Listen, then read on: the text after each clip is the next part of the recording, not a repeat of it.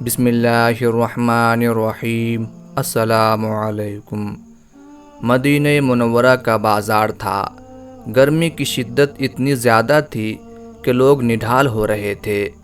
ایک تاجر اپنے ساتھ ایک غلام کو لیے پریشان کھڑا تھا۔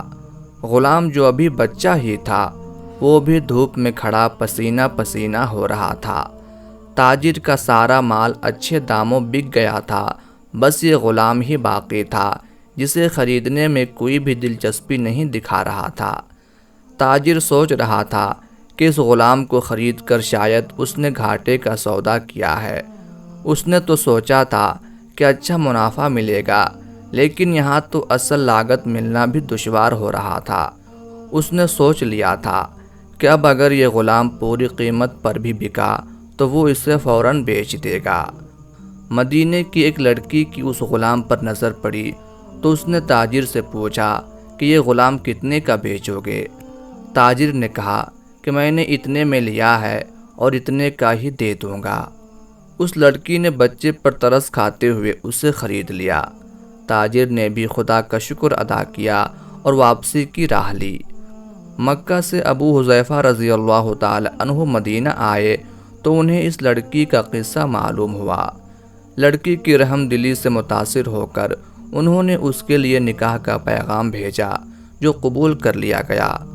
یوں واپسی پر وہ لڑکی، جس کا نام سبیتہ بنت یار تھا، ان کی بیوی بن کر ان کے ہمراہ تھی، اور وہ غلام بھی مالکن کے ساتھ مکہ پہنچ گیا۔ ابو حذیفہ رضی اللہ تعالی عنہ مکہ آ کر اپنے پرانے دوست حضرت عثمان بن عفان رضی اللہ تعالی عنہ سے ملے تو انہیں کچھ بدلا ہوا پایا اور ان کے رویے میں سرد مہری محسوس کی۔ انہوں نے اپنے دوست سے استفسار کیا کہ عثمان، یہ سرد مہری کیوں؟ تو حضرت عثمان بن عفان رضی اللہ تعالی عنہ نے جواب دیا کہ میں نے اسلام قبول کر لیا ہے اور تم ابھی تک مسلمان نہیں ہوئے، تو اب ہماری دوستی کیسے چل سکتی ہے؟ حضرت ابو حذیفہ رضی اللہ تعالی عنہ نے کہا، تو پھر مجھے بھی محمد صلی اللہ علیہ وآلہ وسلم کے پاس لے چلو اور اس اسلام میں داخل کر دو جسے تم قبول کر چکے ہو۔ چنانچہ حضرت عثمان رضی اللہ تعالی عنہ نے انہیں نبی کریم صلی اللہ علیہ وآلہ وسلم کی خدمت میں پیش کیا اور وہ کلمہ پڑھ کر دائرہ اسلام میں داخل ہو گئے۔ گھر آ کر انہوں نے اپنی بیوی اور غلام کو اپنے مسلمان ہونے کا بتایا تو ان دونوں نے بھی کلمہ پڑھ لیا۔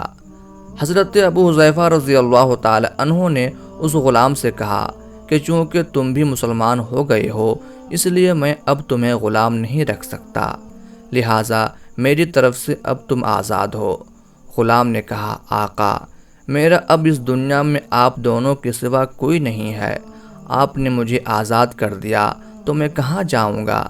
حضرت ابو حذیفہ رضی اللہ تعالی عنہ نے اس غلام کو اپنا بیٹا بنا لیا اور اپنے پاس ہی رکھ لیا۔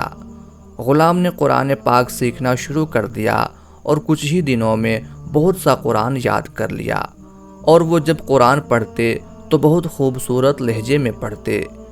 ہجرت کے وقت نبی کریم صلی اللہ علیہ وآلہ وسلم سے پہلے جن صحابہ نے مدینہ کی طرف ہجرت کی، ان میں حضرت عمر فاروق رضی اللہ تعالی عنہ کے ساتھ حضرت ابو حذیفہ رضی اللہ تعالی عنہ اور ان کا یہ لے پالک بیٹا بھی تھا۔ مدینہ پہنچ کر جب نماز کے لیے امام مقرر کرنے کا وقت آیا تو اس غلام کی خوبصورت تلاوت اور سب سے زیادہ قرآن حفظ ہونے کی وجہ سے انہیں امام چن لیا گیا، اور ان کی امامت میں حضرت عمر رضی اللہ تعالی عنہ جیسے جلیل القدر صحابی بھی نماز ادا کرتے تھے۔ مدینہ کے یہودیوں نے جب انہیں امامت کرواتے دیکھا تو حیران ہو گئے کہ یہ وہی غلام ہے جسے کوئی خریدنے کے لیے تیار نہ تھا۔ آج دیکھو کتنی عزت ملی کہ مسلمانوں کا امام بنا ہوا ہے۔ اللہ پاک نے انہیں خوشگلو اس قدر بنایا تھا کہ جب آیات قرآن تلاوت فرماتے تو لوگوں پر ایک محویت طاری ہو جاتی اور راہ گیر ٹھٹک کر سننے لگتے۔ ایک مرتبہ ام المومنین حضرت عائشہ صدیقہ رضی اللہ تعالی عنہا کو رسول اللہ صلی اللہ علیہ وآلہ وسلم کے پاس حاضر ہونے میں دیر ہوئی۔ آپ صلی اللہ علیہ وآلہ وسلم نے توقف کی وجہ پوچھی تو بولی کہ ایک قاری تلاوت کر رہا تھا، اس کے سننے میں دیر ہو گئی اور خوش الحانی کی اس قدر تعریف کی کہ حضرت صلی اللہ علیہ وآلہ وسلم خود چادر سنبھالے ہوئے باہر تشریف لے آئے۔ دیکھا تو وہ بیٹھے تلاوت کر رہے ہیں۔